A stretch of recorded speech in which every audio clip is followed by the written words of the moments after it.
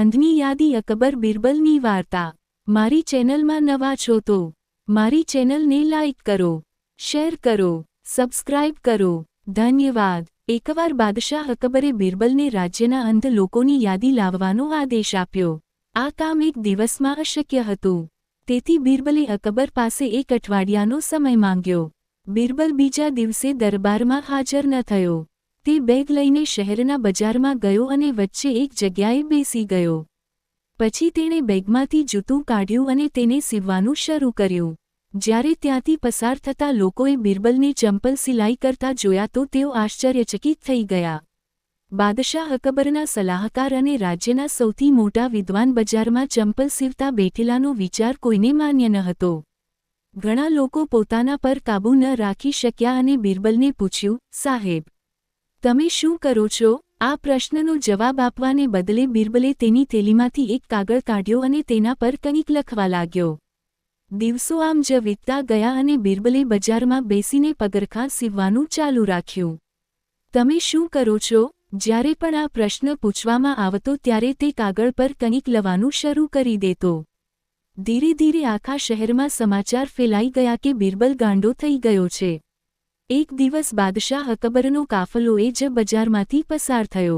જ્યારે અકબરે બિરબલને પગરખાં સીવતા જોયા ત્યારે તે બિરબલ પાસે ગયો અને પૂછ્યું, બિરબલ, આ તમે શું કરો છો? અકબરના પ્રશ્નનો જવાબ આપવાને બદલે બિરબલ કાગળ પર કંઈક લખવા લાગ્યો। આ જોઈને અકબર ગુસ્સે થઈ ગયો અને તેણે પોતાના સૈનિકોને કહ્યું, બિરબલને પકડો અને તેને દરબારમાં લઈ જાઓ। સૈનિકોએ બિરબલને દરબારમાં અકબર સમક્ષ રજૂ કર્યો। અકબરે બિરબલને કહ્યું, આખા શહેરમાં અફવા ફેલાઈ ગઈ છે કે તું પાગલ થઈ ગયો છે। આજે આપણે પણ જોયું, તને શું થયું છે? જવાબમાં બિરબલે એક યાદી અકબરને મોકલી। અકબર આશ્ચર્યથી એ યાદી જોવા લાગ્યો। ત્યારે બિરબલે કહ્યું, જહાંપનાહ, આપના આદેશ મુજબ રાજ્યના અંધજનોની યાદી તૈયાર છે। આજે અઠવાડિયાનો છેલ્લો દિવસ છે અને મેં મારું કામ પૂરું કર્યું છે। યાદી ઘણી લાંબી હતી। અકબરે યાદી લીધી અને તેમાં લખેલા નામો વાંચવા લાગ્યા। વાંચતા વાંચતા જ્યારે તે લિસ્ટના છેડે પહોંચ્યો ત્યારે તેને ત્યાં તેનું નામ લખેલું જોવા મળ્યું। પછી શું? તેઓ ચોંકી ગયા। બિરબલ, તમે આ યાદીમાં અમારા નામ મૂકવાની હિંમત કેવી રીતે કરી?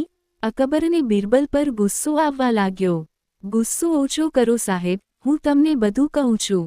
આટલું કહીને બિરબલ બોલવા લાગ્યો, રાજા સલામત છે। છેલ્લા એક અઠવાડિયાથી હું દરરોજ બજારમાં જઈને ચંપલ સીવતો હતો। મારી પ્રવૃત્તિઓ ત્યાંથી પસાર થતી દરેક વ્યક્તિને દેખાતી હતી। તેમ છતાં તેઓ આવીને મને પૂછશે કે હું શું કરી રહ્યો છું અને હું અંધોની યાદીમાં તેમના નામ મૂકીશ। સાહેબ આંખો હોવા છતાં અંધ હતા।